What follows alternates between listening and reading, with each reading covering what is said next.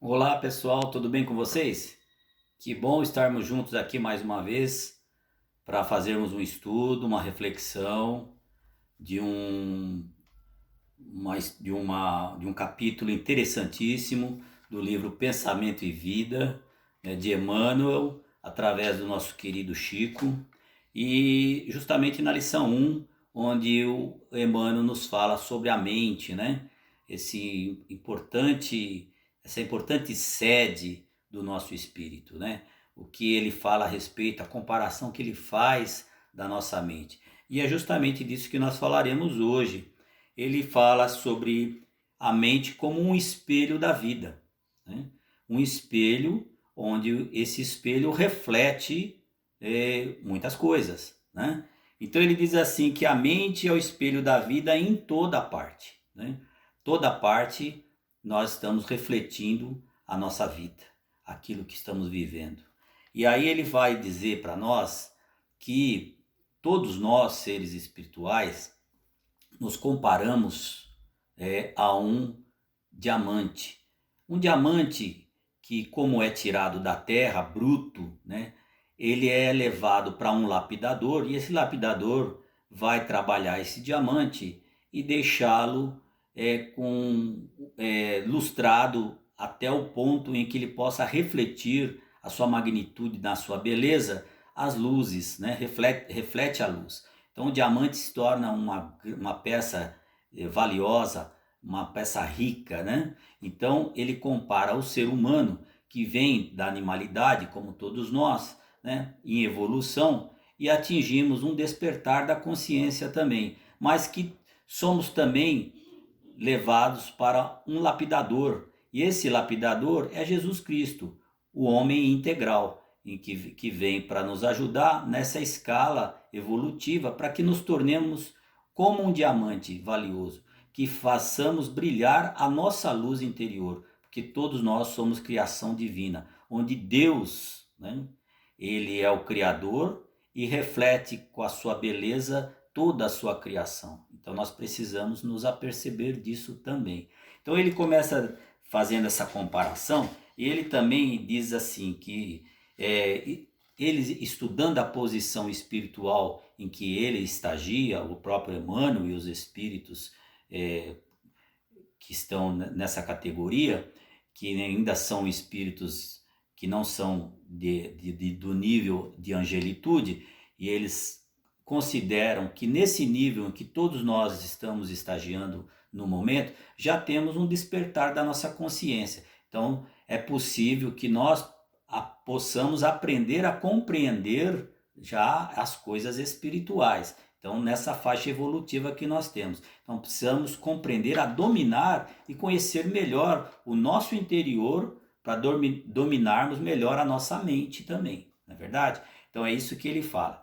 E definindo ela por um espelho da vida, e o que ele quer dizer? Ele quer dizer que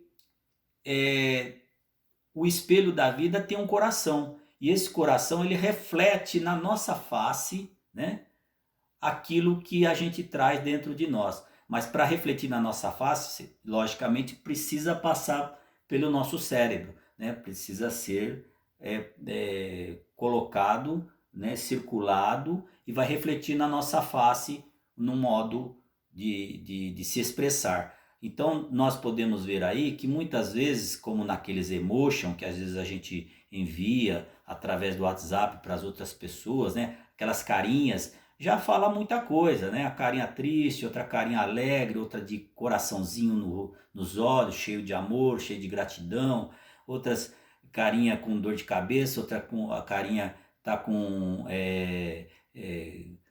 calor, e outra ensonado, outro mais desperto. Então a nossa cara muitas vezes ela reflete aquela emotividade que nós trazemos dentro de nós. E isso chama-se o reflexo do espelho, o reflexo da vida. É isso que ele quer dizer aí. Então, nesse pequenino exemplo que a gente traz das carinhas, é o reflexo das emoções que nós temos dentro de nós, né? E o que traz essas emoções? A emoção, ela cria, ela plasma, como ele diz aqui, plasma a ideia, ela cria a ideia. Então, ela cria a ideia dentro de nós, né? aquilo que a gente está sentindo, ela cria uma ideia dentro de nós e também cria ideia nas outras pessoas, né? E ele vai dizendo que a ideia, ela vai determinar a nossa atitude. E atitudes e palavras que nós vamos colocar para fora. E quando a gente coloca isso para fora, elas vão comandar o quê? Elas vão comandar as nossas ações. As ações que são proferidas, que são ditas e que são atitudes que saem de dentro do nosso pensamento, né? Das nossas emotividades. Quantas emotividades nós temos, né? Direto, nós temos toda hora, nós estamos pensando, porque o cérebro é uma máquina de pensamento, não para de pensar um segundo, ela vai criando e a gente vai criando ideias, e algumas a gente vai tendo atitudes, ações, e logicamente ele vai dizer aqui que em semelhantes manifestações alongam-se os fios geradores das causas de que nascem as circunstâncias, ou seja, né, a lei da ação e reação. Então, toda ação que nós praticamos, todas as atitudes que nós praticamos, seja por palavras, pensamentos e os nossos olhares, vão gerar causas, né? E essas causas provavelmente surtirão efeitos, né? E é isso que a gente tem que tomar cuidado também, né? Poderão ser, nessas causas e efeitos, poderão ser válvulas, como ele diz aqui, obliterativas, válvulas que vão minando, né, devagarinho para se esquecer, vai parando, ou alavancas libertadoras da existência. Então nós temos aqui duas coisas diferentes. Uma são válvulas que, por exemplo, válvulas obliterativas, como ele fala aqui, por exemplo, a reencarnação. A reencarnação nos traz uma válvula obliterativa, que é o esquecimento do passado. Se nós nos lembrássemos de tudo que tivéssemos feito no passado, muitas delas poderiam nos constranger nessa existência e nos tirar a vontade, né, de querer continuar. Muitas poderia acontecer isso daí e outras séries. Então existe uma válvula obliterativa que a gente vai se esquecendo do passado, uma válvula retentora, vamos dizer assim, né? E vai também ter aquelas alavancas libertadoras da existência, né? São aquelas válvulas que vão nos alavancar para o nosso progresso. Aí ele vai dizendo também assim: ninguém pode ultrapassar de improviso os recursos da própria mente, né? A lógica, a nossa mente, ela tem uma certa limitação, né? Sempre dentro do nosso círculo de trabalho, onde a gente está estagiando, como ele diz aqui, onde a gente está vivendo, né? Contudo, assinalamos todos nós os reflexos uns dos outros dentro da nossa relativa capacidade de assimilação. Então nós sempre estamos permutando, trocando entre todos nós, né, no nosso convívio, as nossas ideias, as nossas emoções, né? Isso o que é? São os reflexos, né, da nossa mente. A gente vai trocando isso e a gente vive nesse mundo naturalmente. Essa é a maneira de se conviver, porque ninguém vive sozinho, ninguém vive numa ilha só, né? Ninguém permanece fora do movimento de permuta incessante, como ele diz aqui. E ele vai dizendo assim: respiramos no mundo das imagens que projetamos e recebemos. Tranquilo, tranquilo. Todos nós recebemos isso aí, né? Se ligar o aparelho de televisão, você vai ver, dependendo do canal que você vai estagiar a sua mente, né? Você vai ter coisas boas ou aquelas informações que não são tão boas. Você vai ter informações verdadeiras e você vai ter informações que são forjadas. Então é por isso que todos nós precisamos estar atentos, né, para discernir, né, aquilo que é melhor para todos nós. Agora, isso também não quer dizer que as mensagens que são altamente negativas ou que são perniciosas, vamos dizer assim, elas não têm nada de útil. Tem sim, tem bastante de utilidade, porque fazem com que a gente desperte as nossas ideias, né, para uma procura de informações melhores para discernirmos o que é certo e o que é errado, né? A gente tem sim, a gente não pode se escravizar de uma forma em que ficar alienado a todas as informações. Eu não penso assim. Eu acho que se você vê algo até pode ser um pouco constrangedor para todos nós, mas sempre tem uma lição para você tirar daquilo ali, né? De como não devemos proceder e uma série de lições outras aí que a gente pode extrair de uma imagem negativa muitas vezes. Lógico que eu não estou falando de imagens altamente contaminantes que fazem mal, e não estou falando disso. Falando de coisas que a gente vive no dia a dia, que é acessível para todos aí, e às vezes a gente acaba se interiorizando as coisas para dentro de nós, criando ideias, né, e alavancando nós, né, para uma situação de ansiedade, uma atitude de depressão muitas vezes. Então a gente tem que tomar muito cuidado com isso. Ele diz assim, finalmente, que o reflexo mental ele mora no alicerce da vida, né? O reflexo mental mora no alicerce da vida, ou seja, o espelho da vida, né?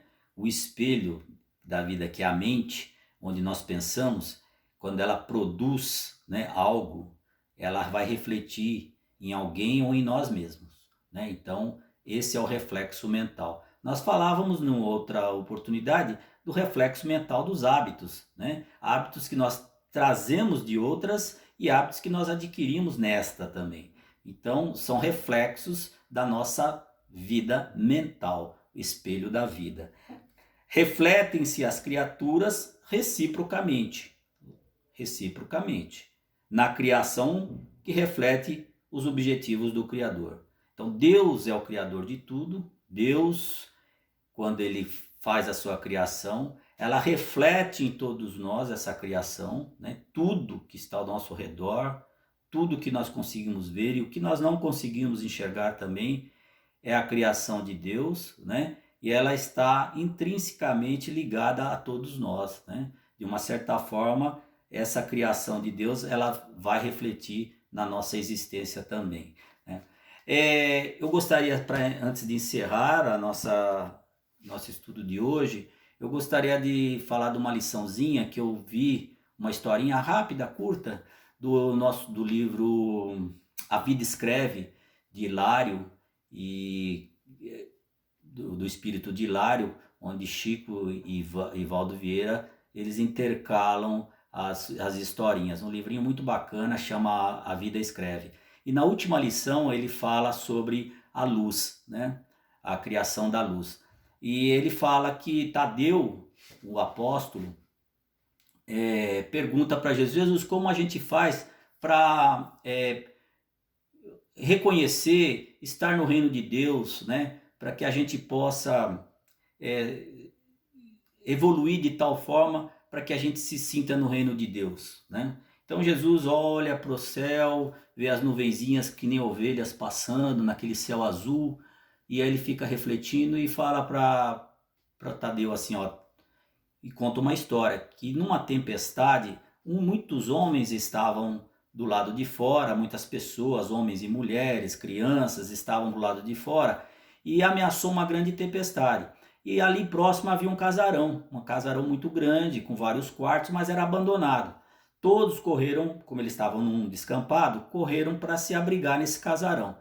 Ao correrem para lá, cada um correu para um quarto, ficou... E chegou a noite. E na escuridão da noite, muitos ficaram desesperados, com medo de crimes, outros ficaram com medo de assalto, outros ficaram com medo de alguém fazer mal, outros ficaram... Cada um procurou se proteger, mas naquele momento havia um rebuliço muito grande. E eles começaram praticamente a fazer uma balbúrdia tão grande e a chegar até quase a se agredirem.